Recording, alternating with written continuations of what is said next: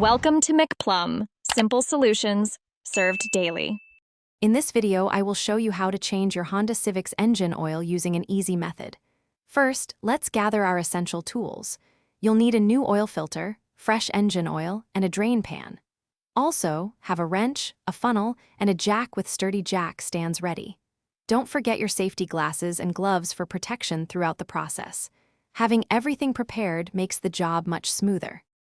Now, let's get to draining the old oil. Begin by safely lifting your vehicle with a jack and securing it firmly with jack stands. Safety is paramount here.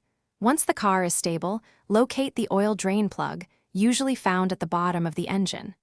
Position your drain pan directly beneath it, then carefully remove the plug. Let all the old, dark oil completely drain into the pan. With the old oil drained, it's time to replace the filter and plug. Use an oil filter wrench to remove the old filter. Before installing the new one, apply a thin layer of fresh oil to its rubber gasket. Hand tighten the new filter until it's snug, then give it an additional 3/4 of a turn. Finally, reinstall the drain plug securely, ideally with a new washer, to prevent any leaks.